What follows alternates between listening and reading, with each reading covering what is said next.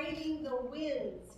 I think it's a little bit interesting, though. I think we should take these turbulent winds as a bit of a sign that the winds, the political winds in California are shifting. Yes. And the people are ready, right? And that's why I decided to wear black and blue today. Because I kind of think this is how California feels. We've been beat up for 16 years. Number one in homelessness. Number one in poverty. 47 out of 50 states in terms of literacy and the advancement of our students via education. It's not good enough. I could go on and on with the black and blue. But today is going to be an opportunity to hear from all of us, so the speeches are going to be short, because we want to get to the main event. I'll speak, then our Attorney General, then Steve Hilton as Governor, and then we want to hear from everybody. But I think the message is this. I'm running for Lieutenant Governor as a Republican on the ticket with Steve Hilton as his running mate. Wow. And everybody knows there really isn't a ticket in California, but there is governance. There are people that you have to look at to choose who do we want to invest the power in a republic. You're all going to go out to vote to choose who you want to govern the state. And I think this golden ticket represents the finest of governance, what we're all going to do. And as you start learning about each of us, you're going to find that each of us brings something different to the table. Steve will be the governor, really the number one. As lieutenant governor, and I oftentimes joke, most people have no idea that there is even a lieutenant governor or what the lieutenant governor even does. And that's why I sometimes call him the Seinfeld of state government. Because everybody just thinks as lieutenant governor, you just wait to see if the governor dies. Well, you're going to see when Steve Hilton comes in, he is in fabulous health. So that's not going to be top of mind to me. It means that I can, as Lieutenant Governor, do my job as President of the Senate, and I know that Senate, I know the Rules Committee. I'm going to anticipate some lawfare trying to prevent the nominations from being confirmed. So I will, as I did when I was majority leader, know how to use the county on the top. Sure. Our nominations through the Senate so Steve can have the cabinet that the people of California want us to have. I'm also going to serve as an important voice on higher education.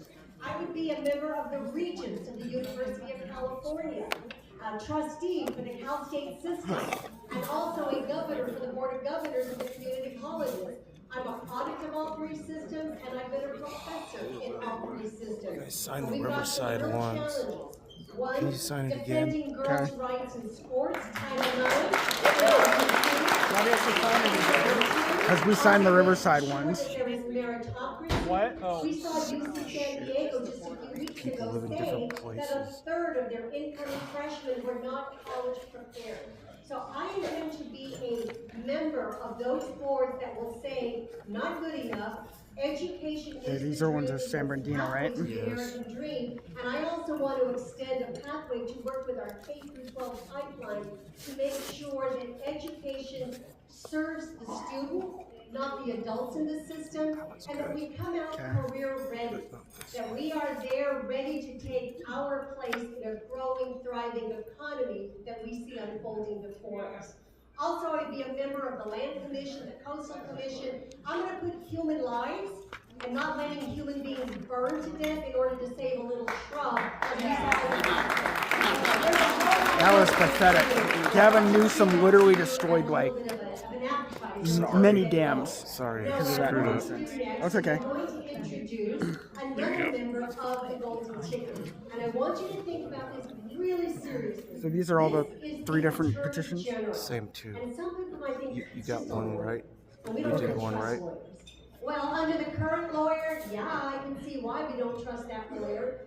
But the Attorney General is a powerful position. Because think about this. Right now, the people of California have submitted more than enough signatures for voter ID. And we also think we're getting the signatures in for Prop 13, to save Prop 13. But then it goes to the ballot so we can vote, right? Well, when it gets to the ballot, even before it gets there, guess who writes the ballot title and summary? It's not the governor, it's not the lieutenant governor, it's not the Secretary of State. It will be the Attorney Josh has to sign it. General. What about Josh? Because the Attorney General is the voice of the people of California, not the special interest. And I know this Attorney General is not suffering from TDS, so he's not going to be filing all kinds of lawsuits against President Trump. He's going to work for us, the people. So it's my honor, and he'll tell you more about the miracle of Huntington Beach, from which he hails, our member of the Golden Ticket, the voice for the people in California, Michael Gates.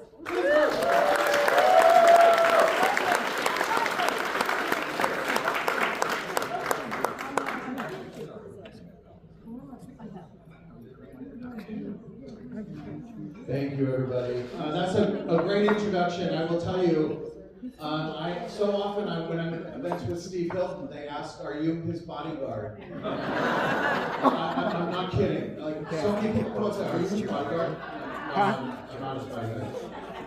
Although I have been known to be a fighter. And I've been fighting for Huntington Beach. If you know anything about Huntington Beach, how many people have heard of Huntington Beach? There we go.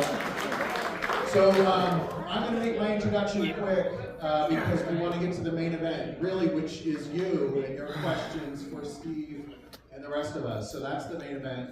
Thank you so much for being here. For candidates like us who are running around throughout, the California, in this case, going from event to event, it's like speed dating. We are going this quick, but really for you to show up and spend this much time, especially on a Saturday, to be here with us is so important. I think a lot of people think the political process is with the candidates, but I learned a lesson long ago. The political process is with everyday Californians. It's with the people. You are the political process. It's you getting out there, learning, hearing about the candidates, and then helping us campaign by passing the message along to your friends and neighbors. So thank you very much for being here. Thank you for being a part of the political process. It means the world to us. I was the city attorney of Huntington Beach for 10 years. I should also mention that I have been married for almost 30 years. I have 5 beautiful children and 4 very, very beautiful grandchildren. So I am very, very blessed. Yeah. Thank you. I want to get to Steve, so I'm just going to tell you who I am real quick. As city attorney of Huntington Beach, I was an elected official for 10 years. After, in the middle of my 3rd term, I took a job with the Trump administration, so I worked in DC for the past year in 2025. I came back from DC, and when I wrote to Pam Bondi about my resignation, I said, I need to get back to California. I actually need to get back to Huntington Beach to fight for California. Because I loved fighting for California during those 10 years as city attorney. When I went to DC, I was missing something. I needed to come back and continue to fight for California. As the city attorney of Huntington Beach, I led the effort, and I was the champion of a few things. Voter ID. Huntington Beach has its local voter ID law. That was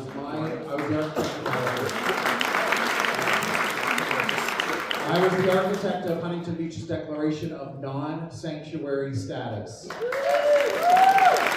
Huntington Beach is a non-sanctuary city. Huntington Beach, we declared Huntington Beach a parents' right to know city. And I sued Governor Newsom for that new law that mandates that teachers keep secrets from parents with regard to their children. I fought state mandates on high-density housing for years against Sacramento, and we made great strides. We were very effective in pushing the state back. I reduced crime in Huntington Beach by enforcing the law and actually starting a prosecutor program there. Enforcing the law by double digits, we reduced crime in Huntington Beach. So when crime was spiking throughout California after Prop 47, I started a new prosecutor program. We fought crime, we reduced it by double digits. Wow. We actually simply enforced the laws on the books, ladies and gentlemen, and because we enforced the laws on the books, we also reduced homelessness by over 60%. We didn't throw millions or billions at it.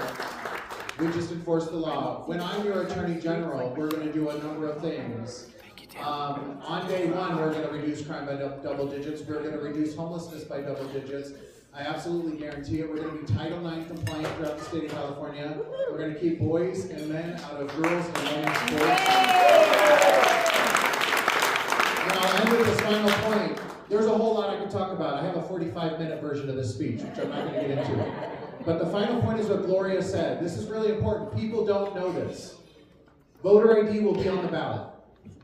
It will pass, ladies and gentlemen, but if we don't have an Attorney General who will enforce that law, it will not matter if it passes or not. And if you want proof, look no further than Prop 36. Prop 36 was passed overwhelmingly in the state of California, and our Attorney General refuses to enforce it, and they say for lack of funding. Ladies and gentlemen, Prop 36, which adds penalties to crime to make crime illegal again, is the law of the land, and he's not enforcing it. The other thing is, do you remember Prop 8 from about a dozen years ago or 14 years ago? Prop 8, a man plus a woman equals marriage, or something to that effect. That was a prop that passed. It was the law of the land. It was challenged in court by liberal groups. Our Attorney General then, Kamala Harris, did not defend it, so it was struck down. You need to know, voter ID is important. It's on the ballot. I'm supporting it. I'm voting for it. But if we don't have an Attorney General in office who will support and defend it, it will be no good. We need the people of California to put the backing behind the voter ID law that we're going to pass in November by putting an Attorney General in office who will support and defend it and make sure it gets enforced. Attorney General Rob Bonta absolutely will not. He will let it fail just like Prop 8, and he will let it not be enforced just like Prop 36.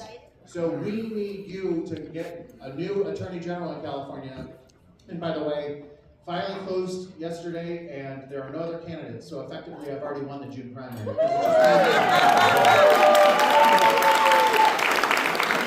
that's why I'm out on the campaign trail, trying to gather more support, raise some money, and support Steve and Gloria as well. I have a little setup over here. If you want a yard sign, I've got a yard sign. If you make a donation, I've got some trucker hats that look pretty cool. You get a free trucker hat if you make a donation of $100 or more. So anything that you can do to support my campaign would be amazing. But I want to get to Steve Hilton. Ladies and gentlemen, I've known Steve Hilton and I've known Chad Bianco for years. I've known them for years. I know them better. My opinion about this race and these two is probably more informed than most people because I've known them both for years. Let me tell you something. We are lucky as a community, as a state, to have Steve Hilton get in this race. He is a fantastic personality. He's authentic. He is a policy wonk who really understands the policy, and that's important. But he's not the first politician to be a policy wonk. But he's one of the rare politicians who's not only really well educated on policies, but he has solutions that work.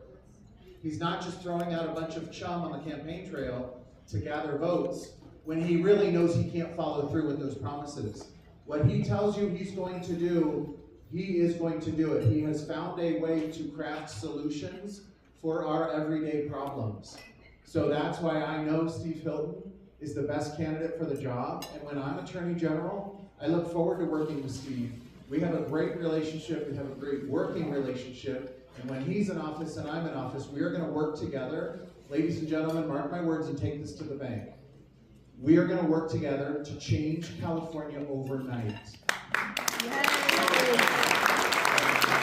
The solutions that you're hearing from Steve, myself, and Gloria, and Herb Morgan, who we're on the campaign trail with as well, what we are offering you are not empty promises, and they are not proposals that are going to take years and years to implement. These are action items that we are offering and guaranteeing and will deliver on day one.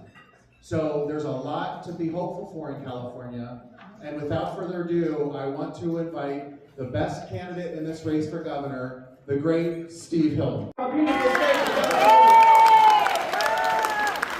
going to kick out these far-left lunatics that ruined the most amazing, the most beautiful place on earth. We're going to take back our state. We're going to make California golden again. We're going to do it together. I'm going to do it with Gloria, with Michael, and with every single one of you. We are going to do it. It's going to happen this year. Thank you very much, everyone. It is going to be great. Thank you very much, Michael. I think you kind of are my bodyguard, really. You're definitely going to be my bodyguard when I get there to Sacramento. We've got a lot to do. And we'll get into it with all your questions and all the things that we're going to make happen to make our state Californiable. That is the theme of our town hall tour, making our state Californiable. This is our plan. We're going to get into it. We're going to have a lot of people who won't like what we do. The unions won't like it. The bureaucrats won't like it. The climate extremists and fanatics won't like it. There's a lot of people in Sacramento who won't like it. They're going to fight very hard, and we're going to fight back very strong, and Michael is going to be right by my side. So in that sense, I think you are the bodyguard. And Gloria, it's going to be such a joy to go back there with you. You're going to show your former colleagues in the Democrat Party what common sense really looks like. So we'll get to your questions in a second. Just a quick housekeeping thing. We started a little bit late, so just to make sure that you understand how it's going to go. We'll have plenty of time for your questions. We'll go on a little bit longer. We'll stop before the end and make sure everyone who wants to get a picture, we can take pictures. We're not going to rush off, so it's all going to be good. We're going to have a great morning together. Anyone, by the way, been seeing? We'll get to your questions in a second. I just want to give you a little bit of an update on the campaign, but also I think there's a bit of an update. We need to check in with Gavin Newsom. How's his book tour going? How's the book? Not great, I think, is the answer. So he starts off the book tour by insulting the audience wherever he said, I can't read, and I'm just as dumb as you are. So that was the first thing. And then yesterday I noticed Gavin was somewhere and he was asked a pretty basic question.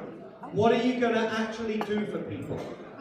If you're sitting, as if he's running for president, obviously, if you're sitting in front of just a regular person and they ask you, what are you going to do? What would you say? Build tents. Now, I can answer that question pretty easily. Let's go through it, shall we? End the climate insanity so we can have $3 gas and cut your electric bills in half. End the bloat and fraud and corruption in Sacramento so we cut spending and cut taxes. Your first 100 grand, no state income tax. No free healthcare for illegal immigrants so we can lower healthcare for you. End the insane regulations that make it so expensive to build anything. End the war on single-family homes so we restore the California dream of a home you can afford to buy. Don't you know, it's not that hard, Gavin. If you actually understand what people need and have a plan to deliver it. But you know what Gavin said? He said, well, what would you do if you're sitting with a regular person and they ask you what are you going to do for them? Do you know what Gavin said? Literally, he said, you tell me. That's actually what he said. He's running for president. He said, you tell me. And then he says, I'm not very good at communication. And he can't read. He's not very good at communication. And he's right about that because the previous answer, when they asked him what he's all about, what he stands for, was absolute gibberish. It was the most hilarious thing I've ever seen. This guy is a joke. Gavin Newsom, we are done with him. It's total failed regime. I saw someone was talking about him, and they used that Texas phrase about Gavin Newsom: all hat and no cattle. I've got my own version for Gavin Newsom. All hair, nothing there. All hair, nothing there. By the way, don't you think it's time in California we had a governor with less hair?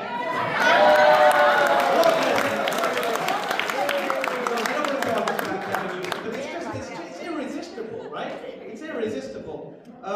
The last thing I'll say, Gloria mentioned some of these things. Even Katie Couric, in an interview, pointed out What a total disaster. His highest poverty rate in America, highest unemployment rate, highest cost of living in America. US News and World Report 50th out of 50 for opportunity. Wallet Hub 50th out of 50 for affordability. Chief Executive Magazine 50th out of 50 for business climate. Literally the worst performing state in America. You know President Trump, of course, we know how he ran for president at that time. It was MAGA, and we all know what that stands for. Yeah. Gavin Newsom, when he runs for president, it's going to be MUGA, the most useless governor in America.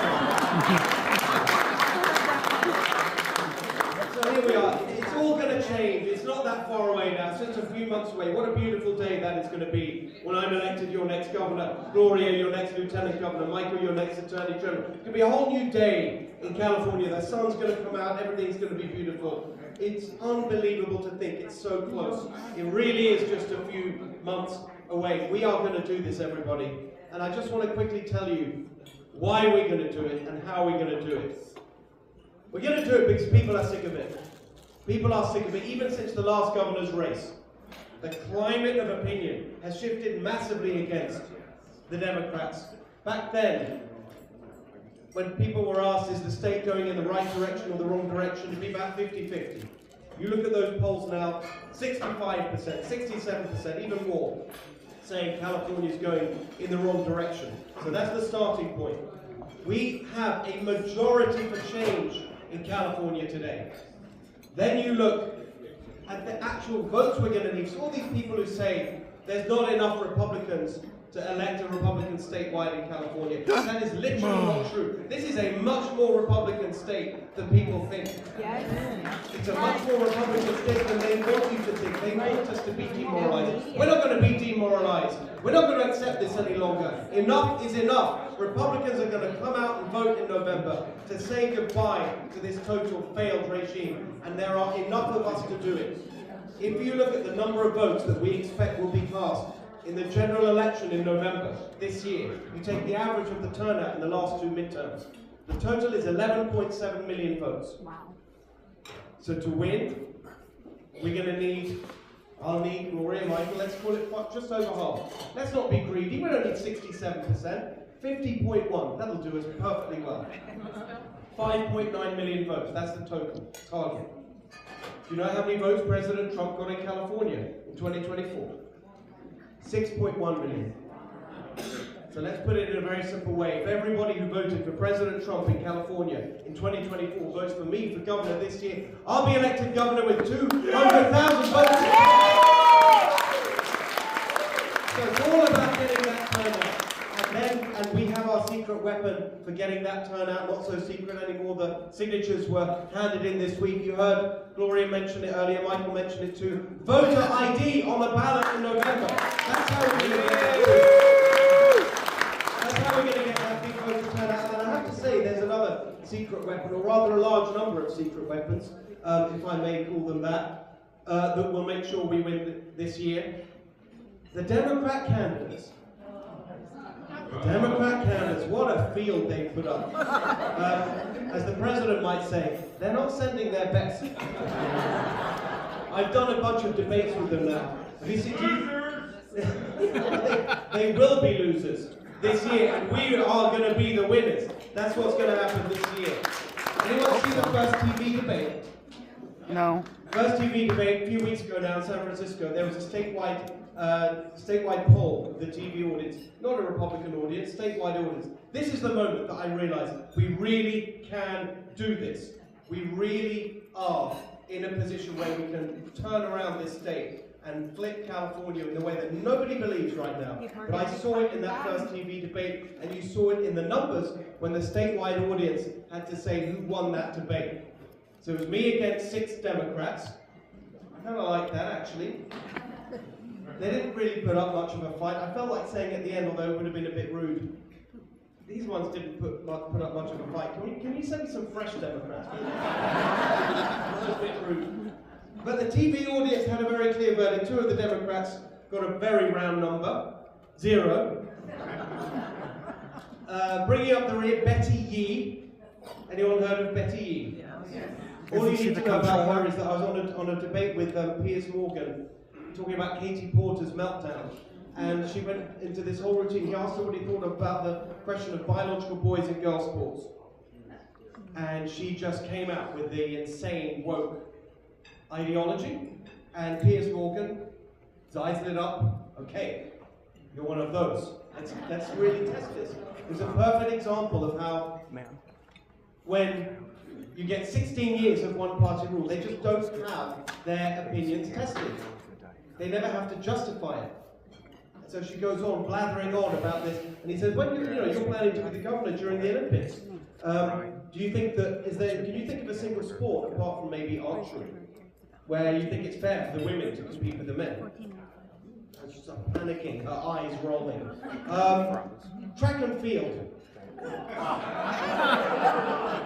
No, track and field. And he says, okay, which events exactly?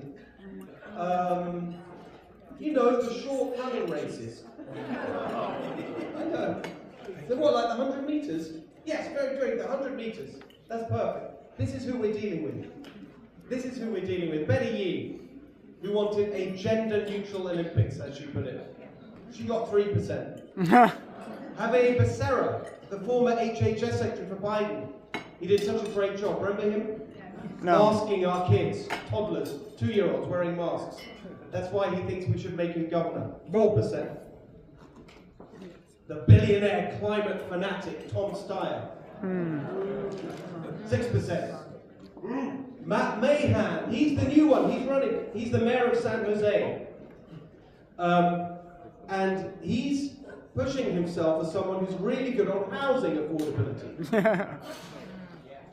And he's got a great record, he says. All right, the other week there was a survey published of the most and least affordable cities in the world. They ranked 151 cities in the world to see which ones had they compared the cost of housing and the incomes of the people who live there.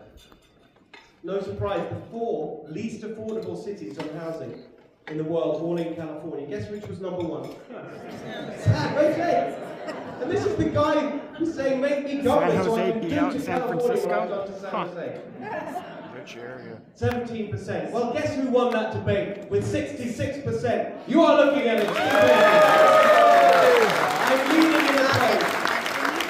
I'm leading in the polls. I'm winning the debates. We are leading on fundraising. We've got the team. We've got the plans. We've got the energy. We've got the momentum. We are going to do this, everybody. We're going to fight for California. We're going to save California. We're going to make the California dream a reality again for everyone and make this beautiful state that we love so much truly golden again. Thank you very much. All right. Let's get through it. Please, you have a question, please line up here. And we already have 4 people in line. And remember to phrase your statements in the form of a question, please. Sam. I'm Dr. Wong, so you may be right, but I'm always wrong. I actually asked Betty Yee for a date in high school. Are you kidding?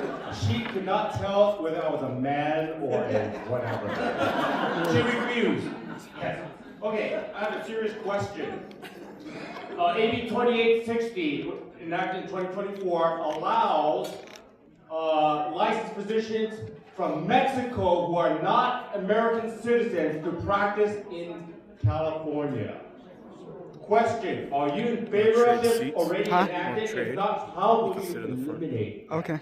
So that's a really great one. No, of course I'm not in favor. What are you talking about? It's so insane. This is what's happening in California. After 16 years of one-party rule, they just keep bringing these things that are just insane. And we have to deal with this nonsense. I mean, the other version of this that's hilarious is that thanks to Gavin Newsom's free healthcare for illegal immigrants, we now have the insane situation. This has been uncovered by our organization that we set up. By the way, have you all seen, this is what I mean when I say we're getting ready with a team to make the changes happen. Not just fantastic colleagues running with me on the golden ticket to save California, Gloria and Michael and Herb Morgan running for state controller. Just the other week, we set up something that is going to really make sure we find and stop the fraud and corruption and waste and abuse. And that is Cal Doge. the California Department of Government Efficiency. We are already up and running. We are already doing work. And you know what? The other version of what you just said that CalDOJ has uncovered, one of our advisory board. Thanks to giving you some free healthcare for illegal immigrants, you now have Anti-tax, anti-union, Mexican citizens who live in Mexico claiming California health benefits by pretending to be illegal immigrants. So, no, I'm not sure. So you now have fake illegal immigrants from Mexico in California. That's how insane this whole thing is. The whole insane billionaires tax that they are. Jenny LaRue, exactly. Jenny LaRue is running CalDOJ. She's fantastic. We love Jenny Ray LaRue. I love that. Thank you very much. She ran for governor, did a great job last time. Now she's on my team leading CalDOJ. She's going to make a fantastic difference. Well, very good. Thank you very much. So anyway, to get back to the question, so it's all insane. The whole rationale for the billionaires tax, which is already driving billions of dollars out of our state, is that there's not enough money in the healthcare system and they need more money to go. There's plenty of money if we don't do stupid things like this, like giving free healthcare to illegal immigrants and allowing Mexican citizens to claim healthcare benefits from us and allowing Mexican doctors to operate. The whole thing is insane and it's not acceptable. I will not accept it. Thank you very much. The next question, this aisle is, we have limited space, the staff has to get through, so if you're waiting to ask a question, get as far this way as you can to let the staff get through as well. Next up. Hello, we saw you in Huntington Beach with Jack Gibbs Oh, last beautiful. summer, whatever it was. My question for you is, are you pro-life? And if so, will you work towards protecting unborn children? Yeah, this is something I've spoken a lot with Jack about. It's an incredibly important question. And actually, you know, I'm going to talk about this in a way that exactly like Michael said earlier, which is, I never want to promise anything that I can't deliver. I never want to do anything or say anything that gives people any kind of false hope. So here's how I see this issue, this incredibly important issue. First of all, it's an issue that I've always believed should have been decided by the people, not by judges and the courts. And so what President Trump did to return it to the people was exactly right and long overdue, and I totally support that. As a result of that, of course, you've seen states making very different decisions on this issue, with the people having their say. And in California, that's happened. It happened in 2022, and so that issue has been now put into the Constitution. That can't be changed by any candidate for governor. No governor can undo that. That can only be changed through another ballot initiative, and it would take, just like the first one, a 2/3 majority to actually change the Constitution to make it pro-life. That's what that would take. And so I'm going to answer this question in terms of what I can actually deliver, what I can actually do. The way I see it is how we can move California towards life. And there are things that I can do, many specific things. But then before we even get to the specific things, I think there's a really important, big thing we need to say about this life issue, which is one of the saddest things you hear, and I hear it all the time, is, especially from younger people, is, yeah, we'd love to start a family, we'd love to have children, or we'd love to have more children, but not everyone's like Michael with the 5. Nice going, well done. And a lot of people are just, we can't. It's too expensive, we'll never be able to afford our own home, we don't want to bring children into them, and it's just so sad. And I want California to be a place where people want to have many, many beautiful children and babies. That's what I want to see happen in California. And so actually, the big things we need to do to make life Cal-affordable, so that you can own your own home and you can live on what you make and have a nice life, just how it used to be, the California dream. That's a big part of it, actually. That's a big part of it, to make this a place where people want to have children and bring babies into this world. That's number one. But more specifically, I think we've got to, at every stage of this, we have to move us towards life. So number one, we have to do a better job of encouraging responsibility. and doing everything we can. And as governor, there's a lot that you can do. Using all the influence that you have, working with the faith community. I've talked to Jack and other faith leaders about this, Bishop Mendez in Los Angeles and others, about how we can encourage more responsibility. One of the most awful things, I think, with this issue is that now you see abortion considered by, in some quarters, almost as just an acceptable form of birth control. No, that is not acceptable. That is not acceptable. And so we have to encourage a culture of responsibility about these things. But then, even beyond that, the next stage, well, if you are in a situation where there's an unwanted pregnancy, what are we doing right now in California? Basically attacking and harassing and trying to shut down pro-life centers and places that offer adoption, for example, as an alternative. That is not right either. And so that is going to totally change when I'm governor. And again, I've spoken to Jack a lot about this. We're going to positively promote adoption and make it easier for adoption to happen, not harder, which is what's going on right now. And then finally, I've got to say, I just find the way that our taxpayer money is being used positively to promote abortion is just not acceptable. And some versions of this, I just find, for example, when you're talking about their campaigns they're now running with our money around the country, literally encouraging what some people have described as abortion tourism. It's just not right. And when I'm governor, none of that will happen. In all these ways, I want us to move us towards life. Yeah, just go through. The Democrats are giving Planned Parenthood $90 million. Would you continue that? No, and it's also just the way that they did that was corrupt and so sneaky and underhand. They did it with this thing that they call a sort of budget trailer bills, is it? Where they basically pass a blank bill it goes through the whole process of the legislative body, but there's nothing in it. And then they fill in the details later.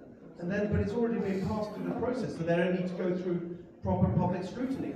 It's totally corrupt. There's all these tricks they use in Sacramento. There's a whole bunch of things like that we need to. And this is what you get with one-party rule, where they just completely abuse the system. It's all corrupt. They have no challenge or accountability. So that's how that Planned Parenthood money was pushed through, in a very, very underhand way. And the same with money that they just gave out to prop up the BART system in the Bay Area, the Bay Area transit system that no one's using. Again, hundreds of millions of dollars for that. They just keep doing this in this sneaky, underhand way. So not only is that specific payment not okay, this whole way of doing things is going to stop when I'm governor and Michael and Gloria, we're all there in Sacramento to clean it up. So first off, thank you so much for coming all the way out here to our tiny town of Mentone to come and speak with us. Thank you, Mr. Hilton. This has been a great opportunity. But I have a very difficult question for you. Right. So, in the past, a split ticket has always killed an election for California. Right now, we are in a very unique position where we have two Republicans, you and Bianco, who are neck and neck for the top two positions, and right now the Democrat Party is scrambling to try to find a good candidate. So, would you and Chad Bianco be willing to have just an upfront, ego aside, title of governor aside conversation of who can be absorbed into whose team to make this a single name on the ballot, so that way there's no split ticket and we can almost guarantee over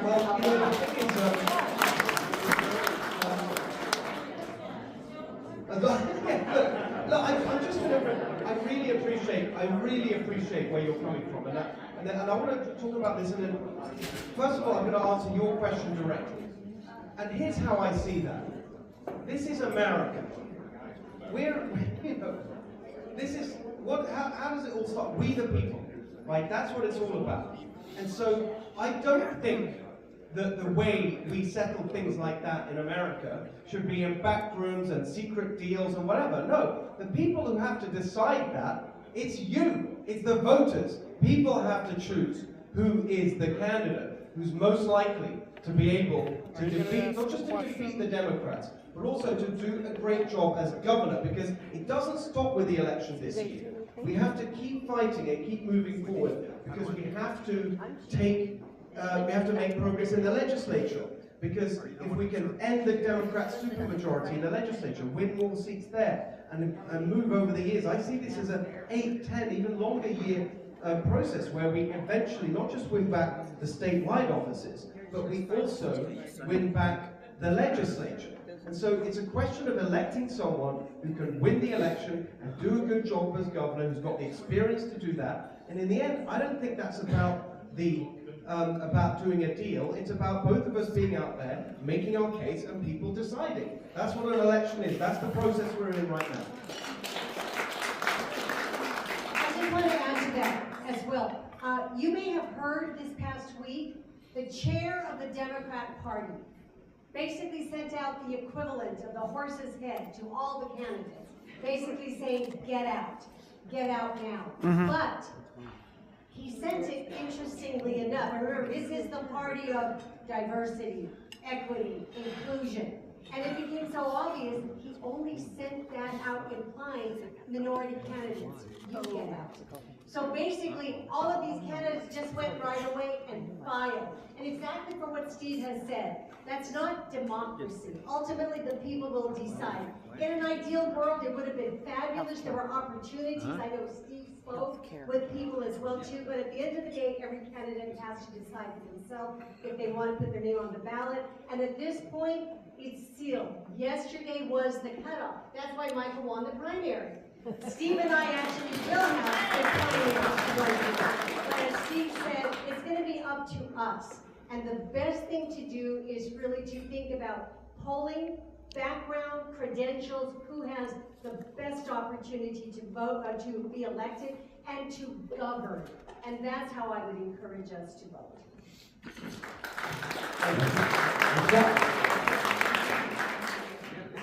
We all know that the California vote is corrupted to the max.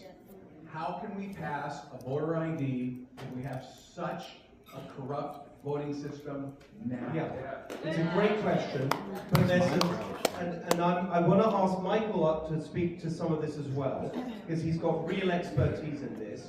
And then after that, just before we get to the next question, if you don't mind, we've got a very important announcement that we're going to make together, which is a new announcement. You're hearing it for the first time, a new policy announcement from my campaign that Michael and I will make together. Specifically on the voting, though, there's a couple of things I'd say, and then Michael's going to add some details, which is that it's true that we've seen total corruption in the voting system in California. They've used, for example, every trick in the book. They've used, the pandemic as an excuse for these ridiculous all-mail ballots, and the combination of sending out the ballots to everybody on the voter rolls, with voter rolls that are completely outdated, and millions of people on the voter rolls that shouldn't be, whether they died or moved out of state or moved from one location to another but didn't take themselves off the ballot. All of that is true.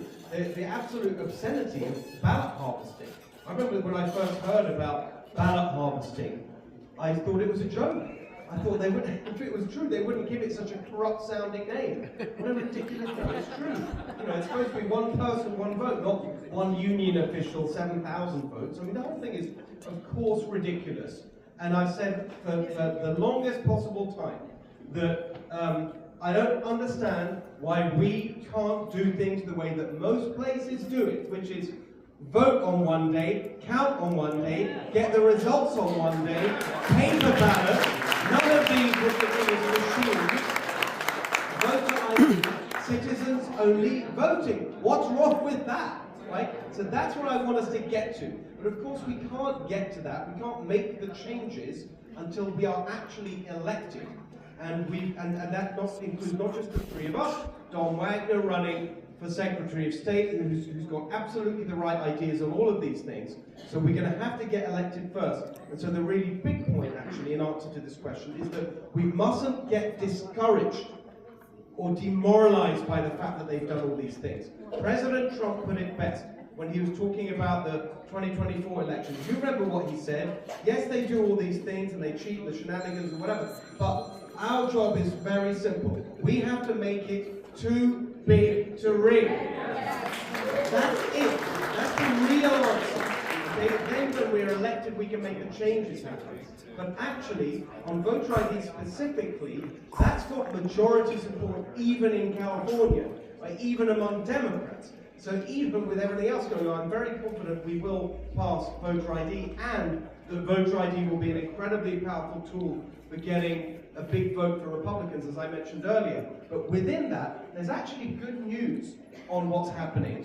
Michael led this work for the Trump administration in the Justice Department, working with Harmeet Dillon and Leo Terrell. So if you could speak to the details of that, that would be great. Thank you. Thank you very much. A couple quick thoughts too. Steve's right, it's all about voter turnout. And we can't be satisfied or complacent that we've just simply found a good candidate that we like.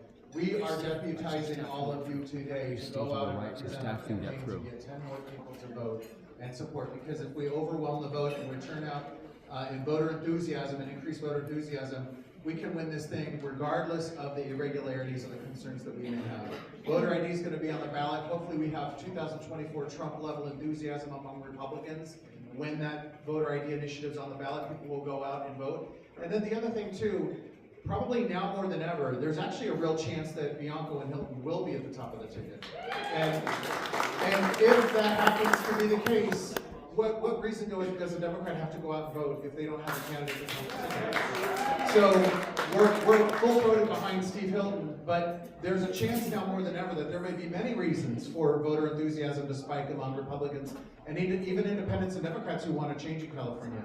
But Steve's right. I not only ushered in Huntington Beach's local voter ID law in Huntington Beach at the city level and fought the state on state elections laws, but I also, at the Department of Justice, my focus was enforcing federal elections laws. I was the one that sued California for violating federal elections laws, and I was the one that sued Orange County, California for violating federal elections laws.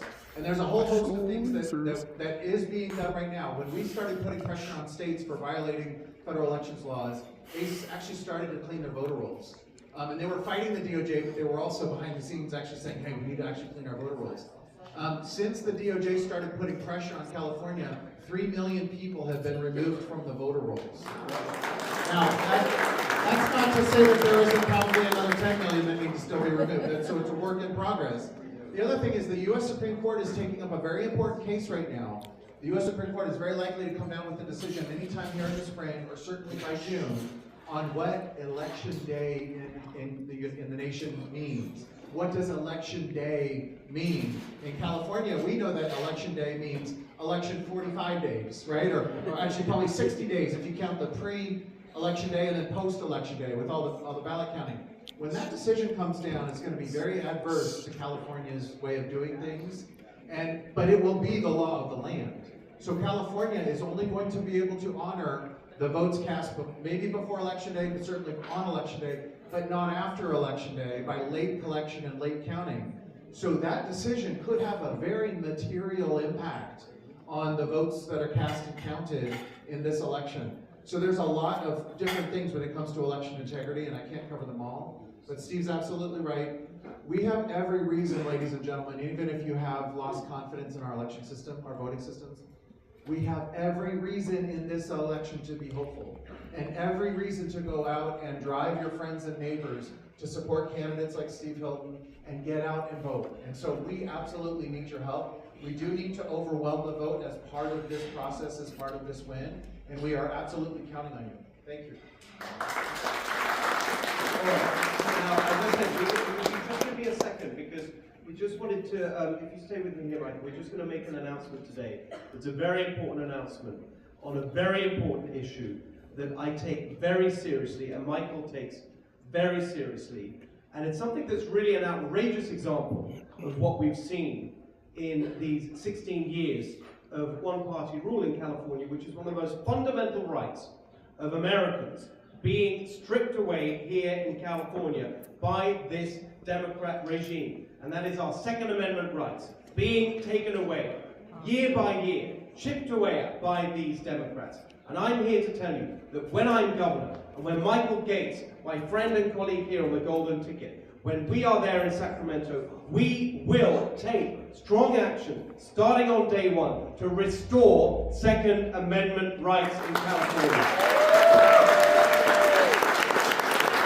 I'm going to keep in a moment exactly what we're going to do, but I first want to explain why it's so important. Of course it's so important in a practical sense. We're a big state, and the idea that we have to rely, especially if you live in a rural area, the kind of parts of California that Democrats just don't understand, that you have to rely on the government to protect what's most precious to you, your family and your property. No, that doesn't make sense. What if you live somewhere where the local police are hours away? You've got to be able to protect yourself. It's incredibly important from a practical point of view. Democrats don't seem to understand that. But it's deeper than that, isn't it? Because it's not just the practical aspect of being able to take responsibility for protecting what's most precious to you. It's that principle of self-reliance, which is such a deep American principle, that we don't rely on the government. We do have self-reliance. We take responsibility. That's what the Second Amendment represents as well. And actually there's something even deeper than that. And it goes right back to the origin of our Constitution, which is the idea that we will not permit in this country government tyranny to take hold. That's what the Second Amendment is about as well. And for anyone who thinks that this is now not relevant and that's all ancient history, well, look what they did in the pandemic. Look what they did with the lockdowns. The idea that the government tyranny could never happen in America again, well, it did happen during the lockdowns. We stood up against it, and I will continue to stand up against it, but the Second Amendment is also there to make sure that we, as citizens of this great nation, will never be subject to tyranny by an authoritarian government. So here's what we're going to do to restore our Second Amendment rights. On day one, as governor, I will issue an executive order instructing every single part of the state government, the state agencies, everything under the control of the governor, to become compliant with the Second Amendment. That happens on day one. Number two, we will write to every county in California to make sure that they are aware of their obligations under the Second Amendment, specifically on concealed carry. It is totally unacceptable that you have counties now in California that are delaying this process months and months, sometimes even years. That is totally unacceptable. It is against the spirit and the letter of the Second Amendment in our Constitution. We will make sure that every county comes into compliance. Number three, we will examine every single law that's been passed on the Second Amendment and other matters to make sure that we identify those places where the Second Amendment has been infringed in California, so we can start the process of stopping it and restoring Second Amendment rights. That is my commitment to you as your next governor, restoring Second Amendment rights. Michael Gates, as your Attorney General and my partner, will do the same. Michael. Thank you so much. It's so nice to have a champion for the Constitution of the United States, isn't it? Yeah. I mean, this is amazing. You aren't hearing this kind of thing from other candidates, and it's really remarkable, so thank you very much. The Second Amendment is absolutely essential, as Steve pointed out, and I can tell you that as the Attorney General, I have purview, and this is pursuant to the California Constitution, I have purview over all 58 counties with regard to the sheriffs and the district attorneys. With Steve's help and support and our coordination cooperation, I will not only bolster his executive orders with Attorney General opinions and clear and convincing legal guidance so that his orders are more bulletproof when they're challenged in court, but I will write directly to the sheriffs, notifying them on what it means to be Second Amendment compliant. We are not in California very compliant with the U.S. Constitution on a lot of issues, and even the California Constitution on a lot of issues. Wow. I spent my years fighting Sacramento to try to get them into California Constitution compliance and U.S. Constitution compliance. But we will be, what I'm going to write to the sheriffs, every one of my sheriffs in my 58 counties is, if you do not approve CCWs within 90 days, you are in violation of the Second Amendment. And you may not know this here in this county, but in LA County, for instance, it's anywhere from 9 months to 3 years to get a CCW. People apply for CCWs and give up because it just takes so long. They're using process. The elitists are using process to deprive you of your right to bear arms. And frankly, that's just the beginning. They're depriving you of many other constitutional rights. And Steve is a champion for constitutional rights, and Gloria is a champion for constitutional rights. We are going to restore the nation back to the folks, and California back to everyday Californians. I guarantee it. This is what a team looks like. This is why it's such a joy to be doing this with Michael, with Gloria, with Herb Morgan, who couldn't be with here today. And we talk all the time. We developed this plan together, Michael and I. It's a real team. And we're going to really turn things around in California. Thank you, Michael. Sorry to hold you up with the next question. Next up. Yes, hi. You said in another forum that it's important to build out and not up. Yes. And one of the things that drives housing is jobs.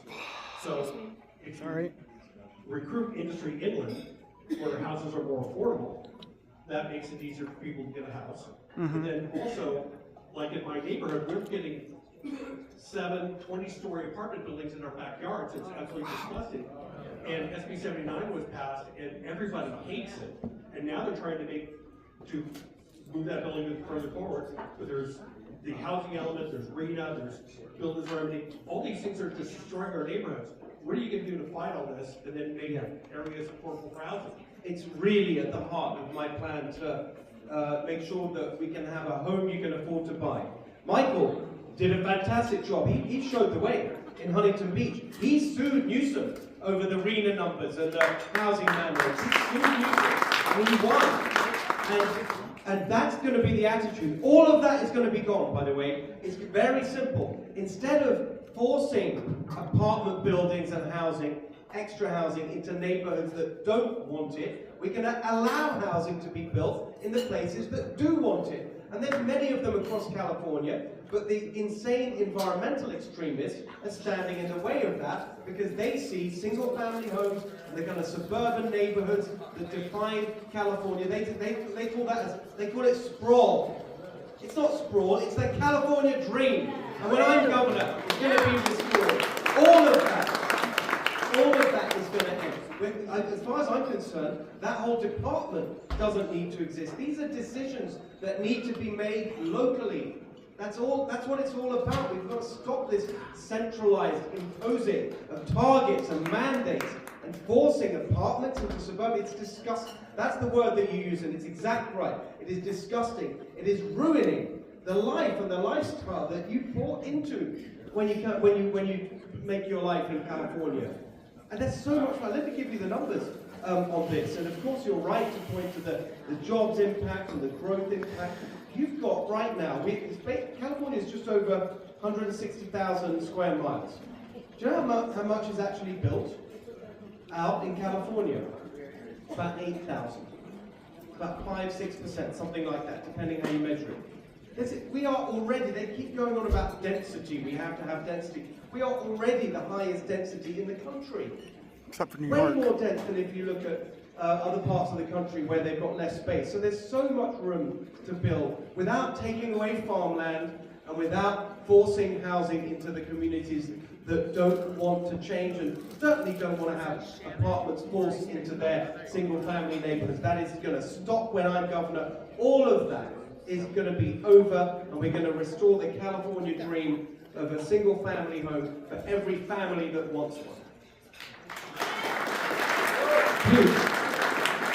And we have running out, we're short on time, so I'm trying to make your questions more concise. It's really me that makes make the answer. There's no hope of that. I know. Well, of course, there's a lot lot of questions, but let me just throw this one out there. If oil refineries all closing, that's gonna have a domino effect, the prices of everything go up, within the structures and the charge room. Yeah, so what is your strategy to address energy issues, the shutting down of oil refineries, and having a more affordable energy?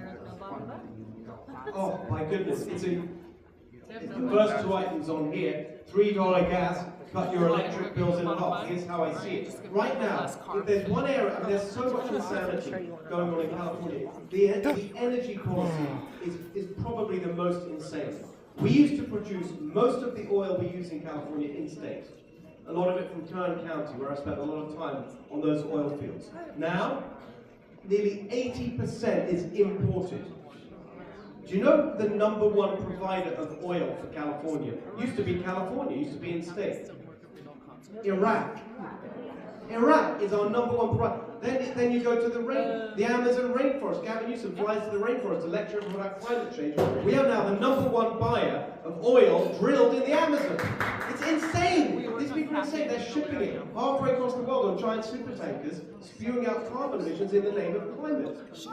And that's why the refineries are closed. The refineries are built to refine California crude. If there isn't enough California crude, there's no business for them. That's why they're shutting down. That's why the answer to keep the refineries open and the gas prices down starts with opening up California oil and gas production. And that's what I will do on day one. It's a good example of what we do if we really understand how the government works and how they're shutting it down. It's not the legislature doing it. It's an agency called CalGEM, Geologic and Energy Management. I'm going to, on day one, kick out the climate fanatics, put in their common sense pro-energy people, and tell them to issue every single permit, even before the oil companies ask for it, for maintaining existing wells, expanding wells, drilling new wells in existing fields. If we do that, we can double California oil production every 2 years. That's the conversation I'm having with the industry right now. Next week, I'm writing to them about this. We've got to make sure that as long as we're using oil and gas in California, let's use California oil and gas rather than importing it from other countries. And the final point, it relates also to electric bills, because we have the highest gas prices in the country, higher even than Hawaii in the middle of the Pacific Ocean. Gavin Newsom this week actually bragging about having $5 gas, as if that's a good thing. And he's just so out of touch. But also we have the highest electric bills in the country, everywhere except for Hawaii. That's because of their insane policy pushing windmills and solar and all this. Instead, what I will do as governor, we will use California natural gas to operate our power stations, so we have affordable, reliable electricity at a fraction of the cost. So that's the answer to all of this. Reopen California oil and gas production so we can get our costs down.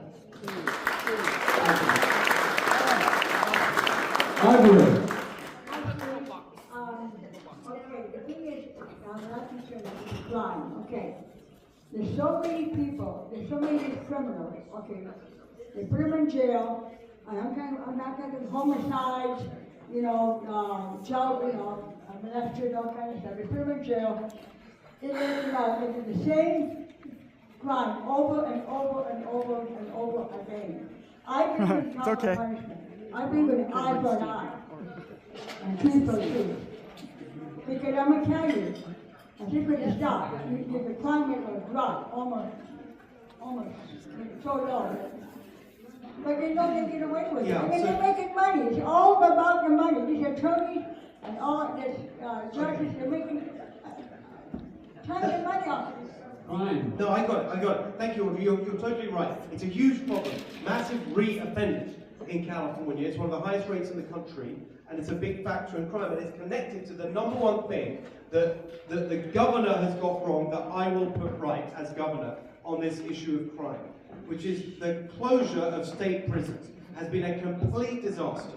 It started with Jerry Brown, accelerated with Gavin Newsom. We've had tens of thousands of dangerous, violent criminals released into the community or transferred to county jails, which are totally overcrowded, which means at the local level, the judges know that the whole system knows there's no room, and so no one gets any proper punishment. So basically you've got catch and release happening at the local level. That's really what it is. That totally demoralizes law enforcement, because they think, well, why should we bother if nothing happens to the criminals?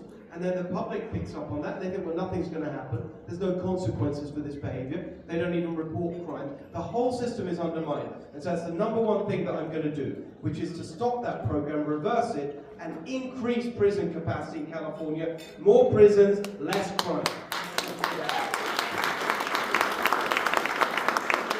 So I just wanted to add to this. So Steve's leadership on cracking down on crime is going to be really important. But the other thing, aspect about this too, is remember, I have purview over the sheriffs and the district attorneys. I reduced crime in Huntington Beach by double digits by enforcing the law. So on day one, we are going to enforce Prop 36 with or without funding. We're going to make sure that that happens. And remember that's the prop that adds teeth back to criminal law enforcement. So we're basically making crime illegal again by enforcing Prop 36. The other thing is our leadership in Sacramento, our elitists, they don't really care that we're suffering from crime. They don't care, else they would do something about it. The fact that a George Gascon, who is the DA in LA, was able to not enforce the law is because Bonta, our Attorney General, allowed him to not enforce the law. When I am Attorney General, ladies and gentlemen, if there's ever another DA like George Gascon, mark my words, I can set him aside and prosecute his cases for him, and I will. Californians shouldn't have to absorb the high crime rates and be afraid to leave their home like we are right now. We're going to reduce crime, and with heavy prosecution, like I did in Huntington Beach and like I'm going to do with all the district attorneys throughout the state of California, the police will know that they have the backing of the prosecutors. That changes a lot. When our cops know that they're backed by meaningful prosecution and real follow-through, they will be better at enforcing the law as well. I made a career out of defending our police in court. I defended their cases at trial. I have supported law enforcement my entire career. And I will tell you, I have seen firsthand how much value there is in tough prosecution, being tough on crime as a prosecutor, and how that translates into actual law enforcement in the streets by our police officers. I love our law enforcement. I will support them. I am going to be the toughest on crime you've ever seen at the AG's office, and we will reduce crime. And with Steve and myself doing it together, you will see a change in crime overnight in California. I absolutely guarantee it. All right. Just a quick time check. I think we go to, with the if this is all right with you, we'll do another 15 minutes or so with questions, and then we'll have time for pictures. Sounds good? If you saw the video, the mayor of San Francisco cannot walk down the street of San Francisco in daylight with a bodyguard. I saw that. Rita. Thank you, Greg. I started my dance across California in 1980 when we moved to Huntington Beach, Michael, and we had the mayor of Huntington Beach as one of the Maverick brothers. I thought to myself, I found a marvelous place to live. We had oil wells right across the street from us, from our little apartment, and we raised our children there. My husband is a 10th generation Hungarian. That We're a little pressed for time, so we can get to your point. Jó napot kívánok! Itt nagyon örülök, hogy itt vagy. Köszönöm szépen. Where's Agnes? We can have a little Hungarian love in here. My question is this, and my question is this. I love California, but we had to come to Riverside County to buy a house. 30 years ago, we bought a house. Right now, we've got an equity of about $700,000. We'll walk away from. Yes, and I'm going to Hungary on the 20th. He needs to get his secondary citizenship, dual. I love you, dude. We're thinking about you as a Hungarian, and I want to give you something. Oh,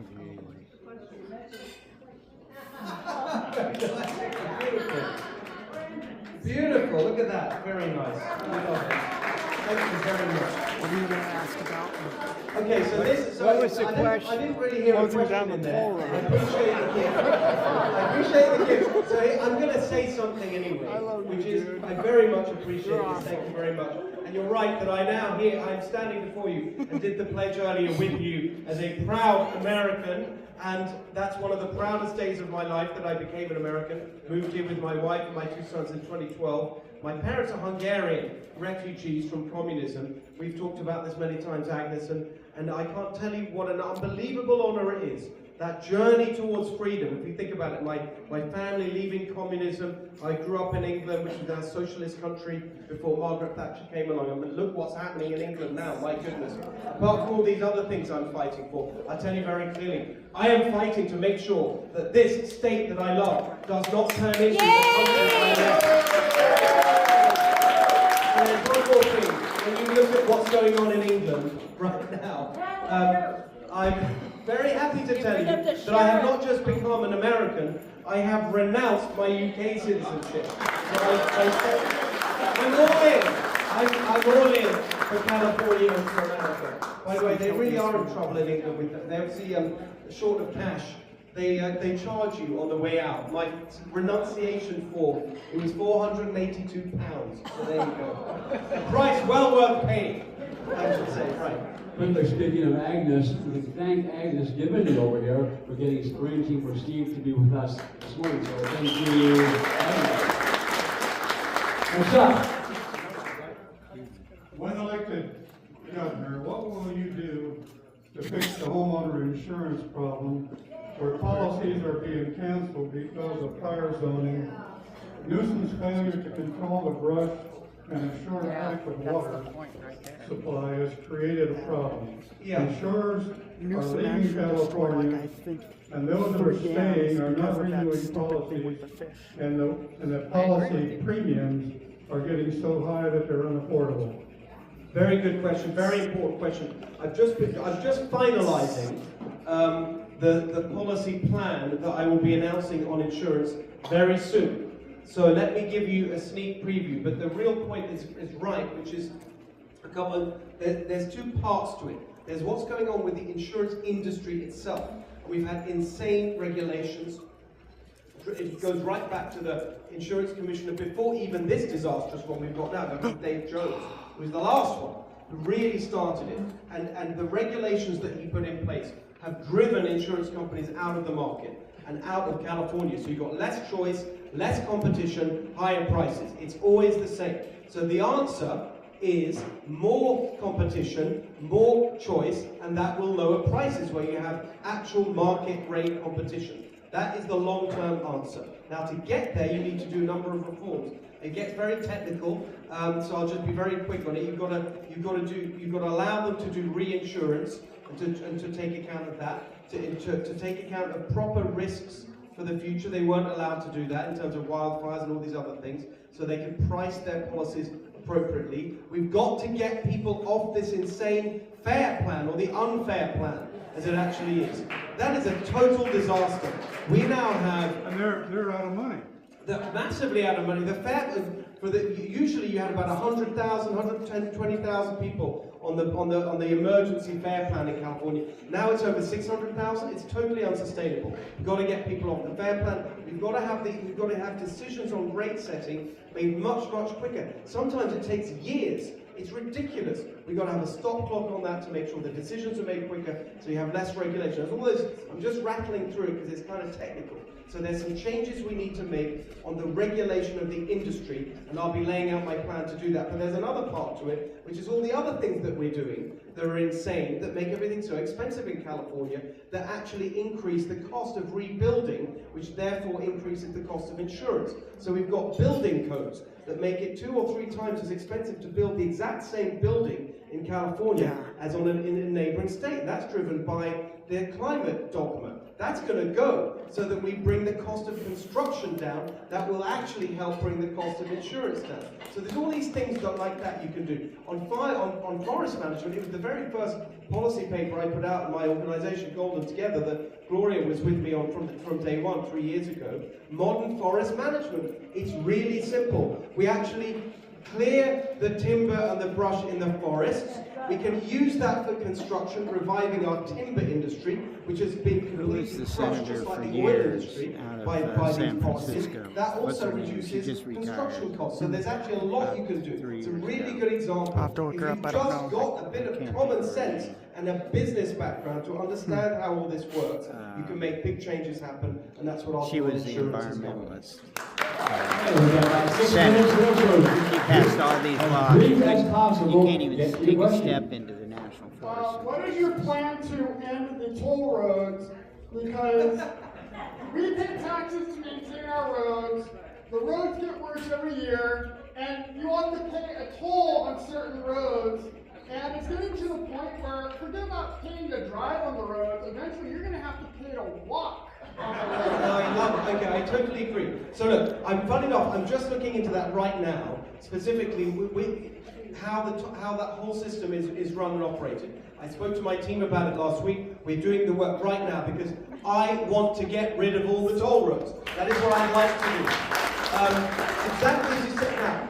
But I just want to be really clear, that is not a promise to get rid of all the toll roads. Before I make a promise like that, I really need to understand in detail how it works, which are privately owned, how the whole system operates. So I'm doing that work right now. But that's what I would like to do, because exactly as you say, we already pay the highest gas tax in the country, highest vehicle registration. Vehicle registration, by the way, on that, there's basically a war on everyone who drives. That's really what's going on in California. So I've already announced my policy on vehicle registration. In other states, it's under $100. In most other states, under $100 to register your vehicle. Here in California, $600, $700, many people over $1,000, some people over $2,000 to register your car or your car, depending on the make and the model. So, and then you look at the bill for that, like how it's itemized. In the middle of that, there's something like this ridiculous extra hidden taxes. They call it Transportation Improvement Fund. What improvement? They're not improving anything. The roads are a disaster.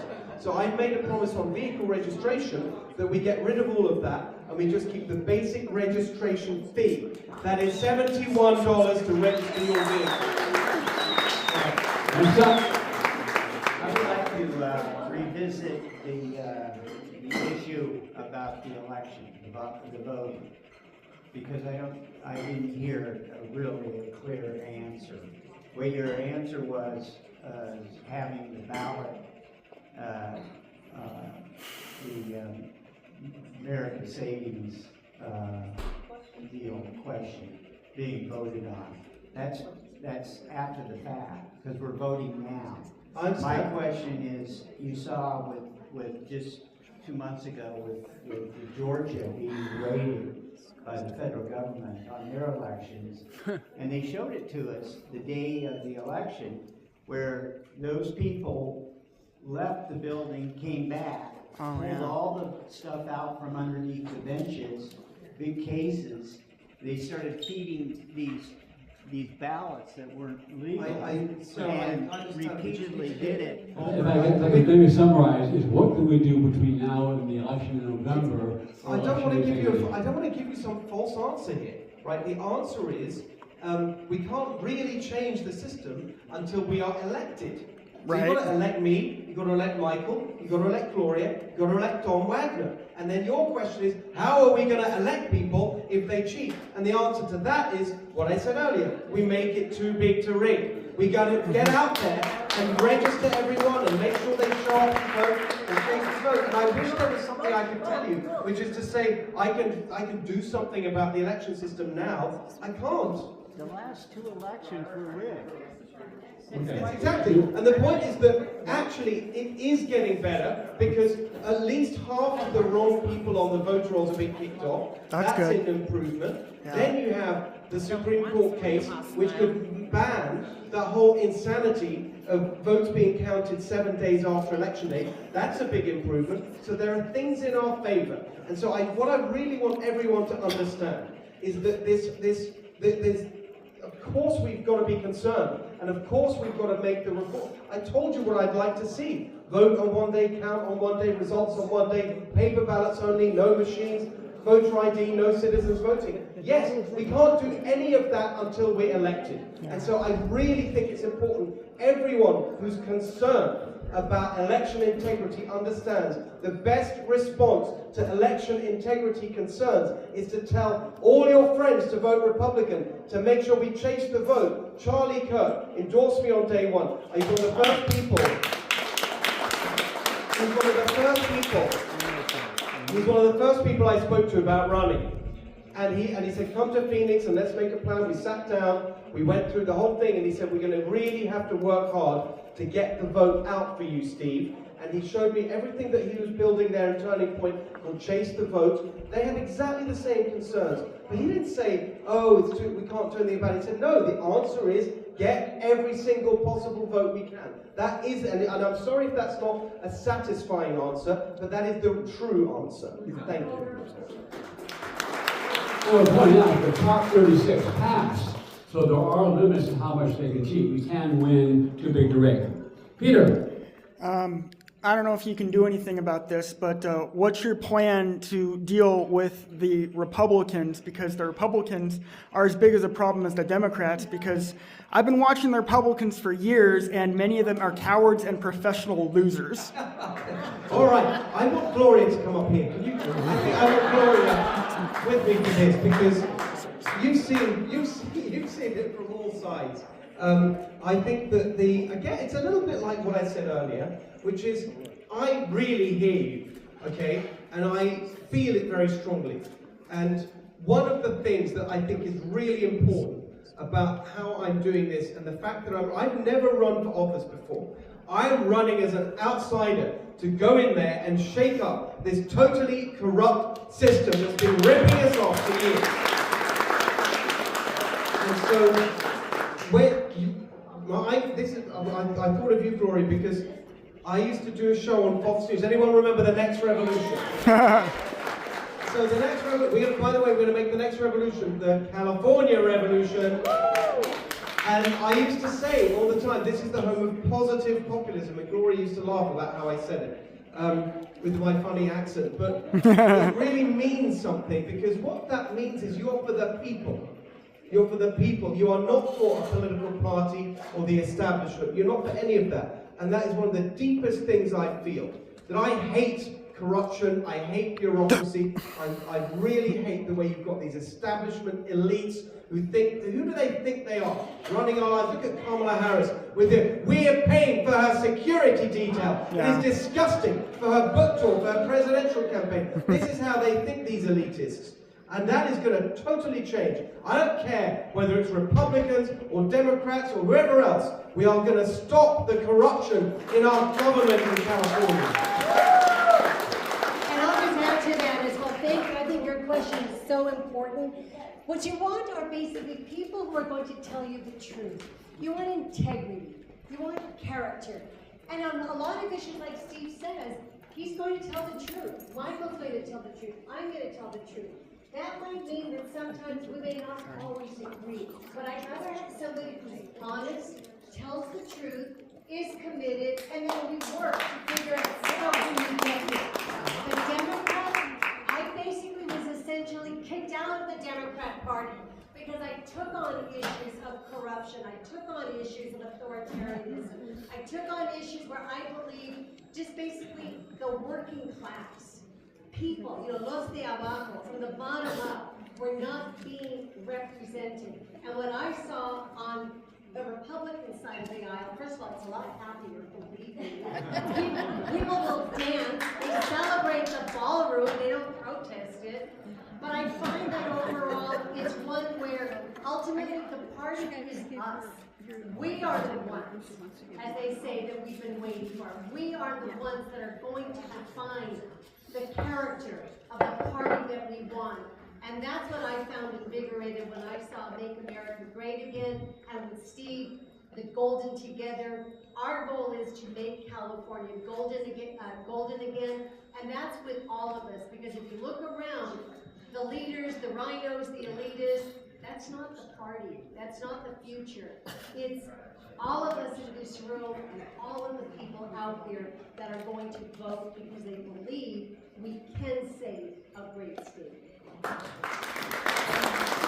Thank I was told you, We're a bit over time. I've got 4 people in line. Okay, Up to you. Let's try and do super like speed round. How about that with me and Gloria? Speed questions, speed answers. Speed answers, exactly. You've been waiting patiently, and I really appreciate it. Right, let's go. I know there's a lot of fake AI. I'm very concerned because I'd love to support you. What's the story with the video clip where you're pro reparations? Oh, interesting. No, thank you for that. That was a clip from my Fox show, The Next Revolution, and I was actually arguing against the version of reparations that you see from the Democrats, which is handing out money, welfare checks, whatever. You see in that clip, actually, I say very clearly, I'm against that.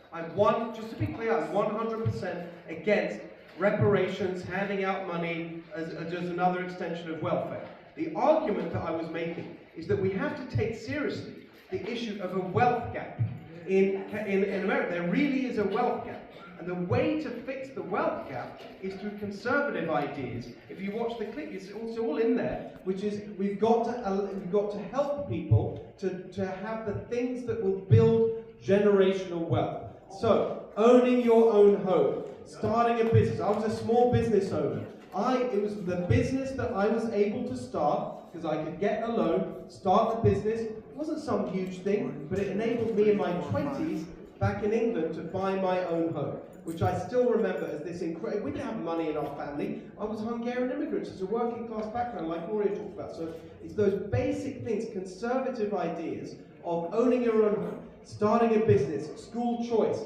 That's actually how we close the racial wealth gap, which is a real thing that we need to address, but we do it through conservative ideas. Own your own home, start a business, school choice, strong families, not handing out money. I just wanted to say thank you for coming, and my family and my church were praying for you, and you have our vote. And I thank you for your honesty, and thank you for your humble spirit, that you're not like aggressive and like mean. You're just so honest, and I love that about you, Ben. Thank you so much.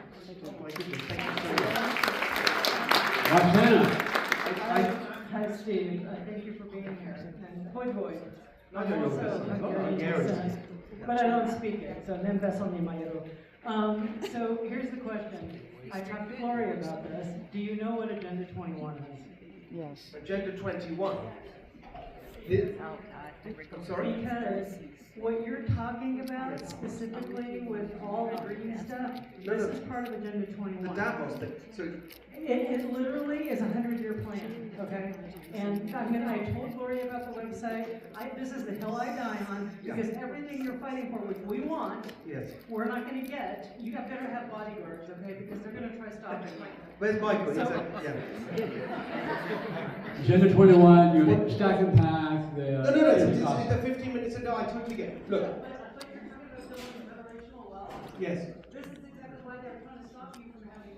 Exactly, and they also want, this is, no, I'm so there with you on this. So, let me just be quick so we can get some, so, yes, strongly yes, and I do understand it, and it's exactly right.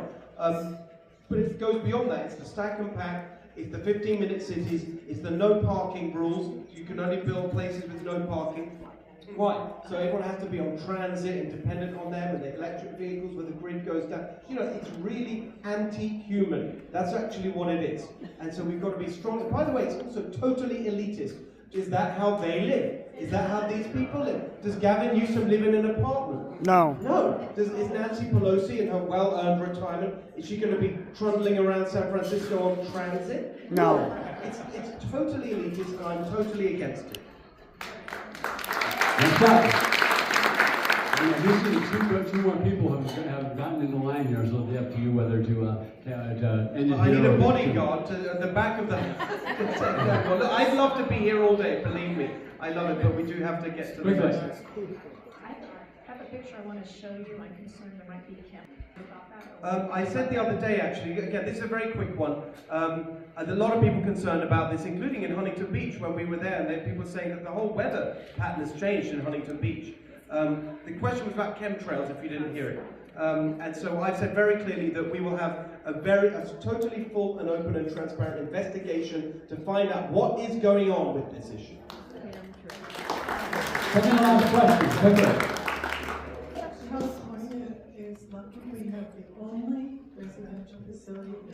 six people.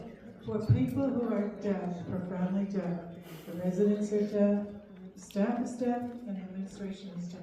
It's unique in the whole country, and we need many more because there are many more people who are becoming older and need more service. So I just want you to keep it in mind.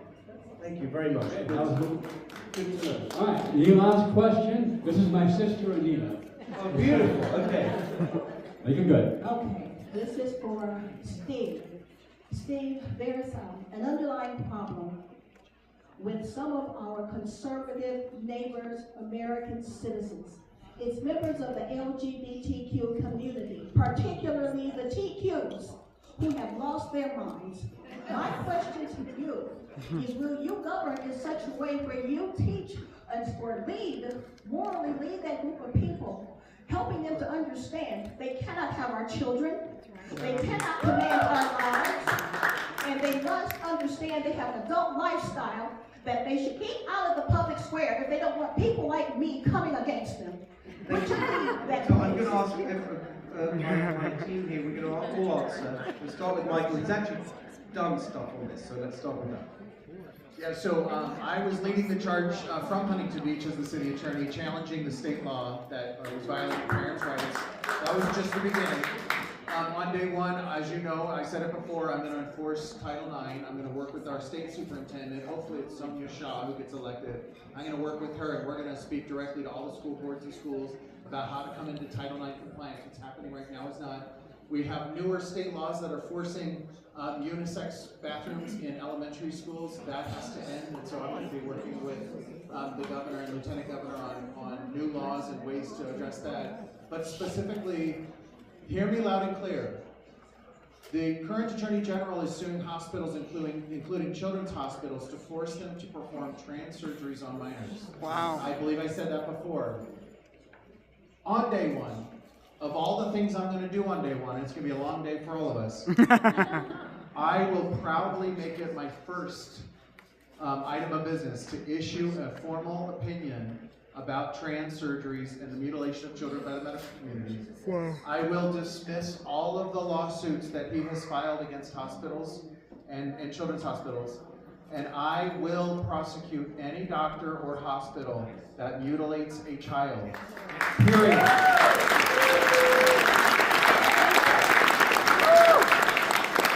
just want to add to this as well that the Supreme Court delivered a very powerful victory to the nation, and it's just amazing it had to go to the Supreme Court, and it was 6-3.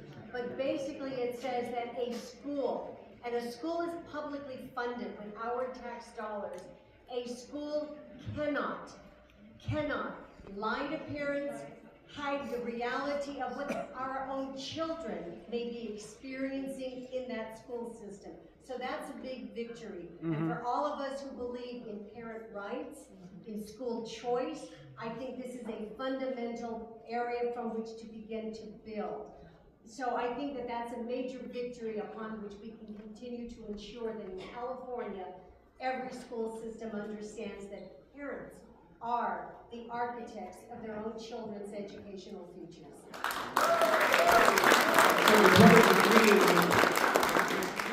The specific points, I just want to say something really deeper about all this, which is family is the most important thing in my life. I think it should be the most important thing in our state's life, in our community life. We cannot be having a situation where the government is undermining family in the way that we've seen. And some of the stories you hear are so outrageous. I remember for the very first time, I really was awakened to the depth of the true evil that you're seeing perpetrated here. Actually, it was Harmeet Dillon.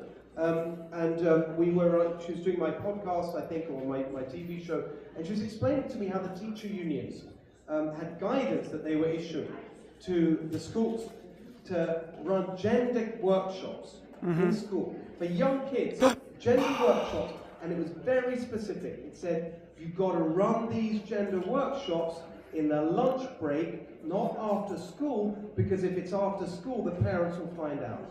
Just think about that. There was a case that Harmeet worked on arising from one of those. And that's what we're up against.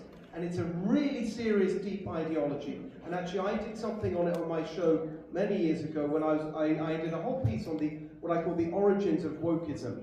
Where all this comes from actually goes back nearly more than 100 years to the Frankfurt School in Germany, a bunch of Marxist philosophers who had this whole kind of thought process. I'm afraid to say one of them was Hungarian, but we'll forgive him, Lukács.